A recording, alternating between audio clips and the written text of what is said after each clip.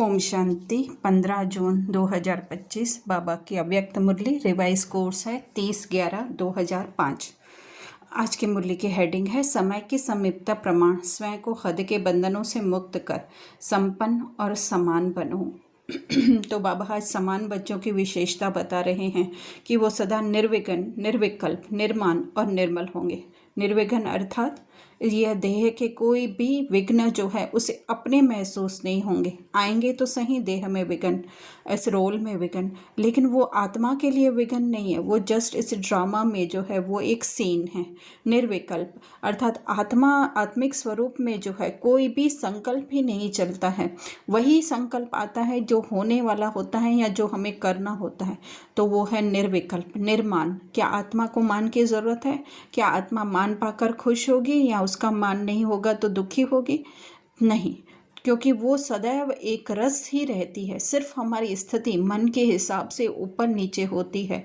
अगर मान मिलता है इस रोल को, इस देह का कोई नाम लेता है अच्छे कामों के लिए, तो उसे वो महान की चाहना होती है, उससे उसे खुशी मिलती है। लेकिन आत्मा जो है इन सब से परे जो है वो निर्माण है, निर्मल, अर्थात कि उन्हें किसी के प्रति क्या, स्वयं के प्रति भी जो है कुछ भी भावनाएं अंदर नहीं होगी कि हाँ मैं इतना अच्छा हूँ या मेरे अंदर ये कमी कमज़ोरी है। तो बाबा कहते हैं ऐसी स्वतंत्र आत्माएं होती हैं जो बंधन में कभी भी बंधायमान नहीं होती हैं, है ना। क्योंकि ये मान का बंधन भी या संकल्पों का बंधन भी जो है वो आत्मा को बांधता है। तो इसके लिए सबसे पहले बाबा कह रहे हैं कि देह भान से स्वतंत्र बनो। तो ज़रूरी नहीं है ये देह जो बाहर दिखाई दे रही है, लेकिन जो अंदर संकल्पों के रूप में भी जो हमारी देह बनी हुई है उसमें हम फंस जाते हैं, तो उससे भी जो है वो स्वतंत्र होंगे। दूसरी बात बाबा कह रहे हैं कि स्वभाव संस्कार, है ना, कि क्यों आत्मा के कुछ स्वभाव संस्कार होते हैं क्या? बस जो उसके मूल ओरिजिनल है स्वभाव संस्कार, सुख शांति प्रेम आनंद, वही जो है उसके स्वभाव संस्कार हैं। और उसी के द्वारा जो है फर्स्ट जन्म में जो है वो आत्मा अपने रोल में आती है। तो बाबा कह रहे हैं ये जो अंतिम जन्म में रोल के स्वभाव संस्कार हैं, आत्मा के वो स्वभाव संस्कार नहीं हैं।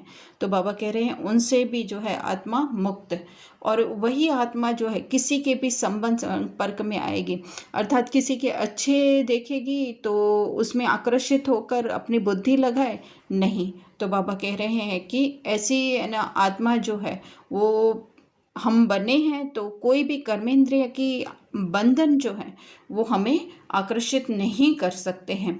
इसके लिए बाबा जो है हमें स्वमान देते हैं, मास्टर सर्वशक्तिमान त्रिकालदर्शी त्रिनेत्री स्वदर्शन चक्रधारी।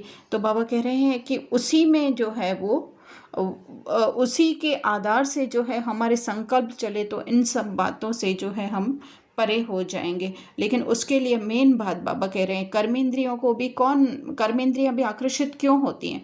क्योंकि जब मन उसके है ना मन जो है आकर्षित होता है तभी जो है कर्मेंद्रियां उसके अनुसार कार्य करती हैं। तो उसके लिए बाबा उदाहरण दे रहे हैं साइंस का, जैसे वो लाइट हाउस सेकंड में स्विच ऑन करने से हो जाता है। तो हमें कौन सा स्विच ऑन करना है? स्मृति का।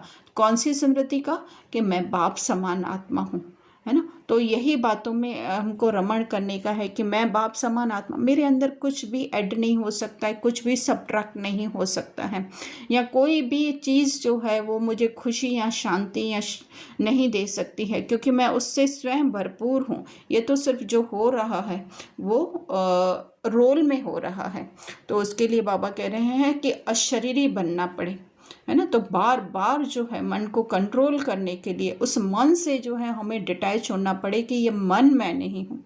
बार बार शुरू में ऐसा हो सकता है कि हम ऊपर से कहते हों कि हाँ मैं शरीर नहीं, लेकिन धीरे धीरे जितना हम साइलेंस में रहते जाएंगे तो उतना जो है वो हमारे अंदर वो पावर आती जाएगी उस शरीर से, उस मन से डिटैच होने की। शरीर जो ये बाहर का शरीर हमने बाहर का शरीर जो है, लेकिन अंदर का जो शरीर हमने बना के रखा है उससे हम डिटैच होते जाएंगे, क्योंकि बाबा अभी कह रहे हैं कि जो दूसरी आत्माएं आएंगी वो थके हुए होंगी, वो बिना मेहनत के जो है दृष्टि द्वारा, वाइब्रेशन द्वारा, वरदान द्वारा जो है वो मुक्ति चाहेंगे। तो उसके लिए सबसे पहले हमें जो है मेहनत से मुक्त होना है, और मेहनत से मुक्त होने की सहज विधि बाबा बता रहे हैं कि दिल से जो है बाबा के अति स्नेही बन जाना। दिल से स्नेही बन जाना अर्थात उसके लिए बाबा आगे भी कह रहे हैं सहन शक्ति और रियलाइजेशन। तो अंदर से रियलाइजेशन हो, है ना, सिर्फ ऊपर ऊपर से नहीं ये सब बाबा आपका है, नहीं, लेकिन अंदर से जो है कि आत्मा जो है खाली भी है तो भरपूर भी है। खाली किससे है? ये दुनिया के जितने भी हमें आंखों द्वारा दिखाई दे रहे हैं वो सब वस्तुओं से वो भरपूर नहीं है, लेकिन जो है अपने ही स्वयं के मूल गुणों से जो है वो भरपूर है। तो उसके लिए बाबा कह रहे हैं कि को कभी कभी तरस पड़ता है कि बच्चों के बदले बाबा मेहनत करेगा, लेकिन फिर ड्रामा का ये रूल बाबा को याद आता है कि जो करेगा वो पाएगा। तो इसके लिए समय की समीपता के हिसाब से बाबा हमें तैयार कर रहे हैं कि संपन्न और समान बनो। हैं तो सही, लेकिन बार बार उसको क्या करना है, हमें स्मृति में लाना है। वरदान सदा श्रेष्ठ और नए प्रकार की सेवा द्वारा वृद्धि करने वाले सहज सेवादारी भव। तो वृद्धि किसकी करनी है? हमारे ही आत्मिक स्मृति की मजबूती की हमें वृद्धि करनी है। तो उसके लिए बाबा उदाहरण लौकिक का दे रहे हैं कि जैसे जौहरी जो है सुबह को अपने जौहरातों को चेक करता है, इसी तरह से हमें भी अपने संकल्पों को चेक करना है। यही हमारे अमूल्य रतन है।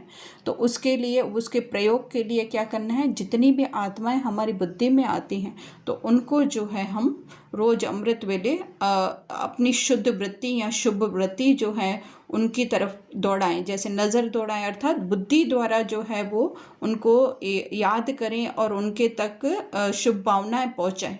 तो बाबा कह रहे हैं आपके सहज योग, क्योंकि ये क्या है, सहज योग है। बुद्धि द्वारा जो है सबको याद करना या अपनी सत्य स्मृति में रहना। तो बाबा कह रहे हैं कि इससे ही जो है इस सूक्ष्म शक्ति के द्वारा ही जो है आत्माएं आपके तरफ आकर्षित होंगी, अर्थात बाबा की तरफ या बाबा के ज्ञान की तरफ या हमारे आत्मिक स्वरूप की तरफ आकर्षित होंगी। स्लोगन बहानेबाजी को मर्ज करो और बेहद की वैराग्य वृत्ति को इमर्ज करो। तो बहानेबाजी अर्थात माया के रॉयल रूपों को हम पहचानें। बहाने किस में आते हैं? हमारे मन में आते हैं, देह के कॉन्शियसनेस में आते हैं। तो वो एक्चुअली में क्या है, माया है। तो उसको क्या करना है, मर्ज करना है, अर्थात उसकी तरफ ध्यान नहीं देना है। करना उसको कुछ भी नहीं है, लेकिन उसकी तरफ नहीं ध्यान देना है, लेकिन अपने सत्य स्वरूप की तरफ जिसमें उसको कुछ नहीं चाहिए। तो ये है बेहद की वैराग्य वृत्ति, उसको इमर्ज